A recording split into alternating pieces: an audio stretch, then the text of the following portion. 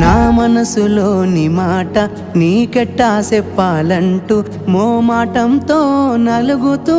ఉన్న వేళలో నీ సిగ్గు పాడుగాను సిన్నబోయి బోయి నేను చెప్పేసా దూరమైతావాని మనసులో మాట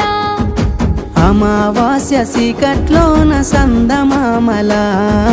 తెచ్చావే నా బతుకుల దీపాల పండుగ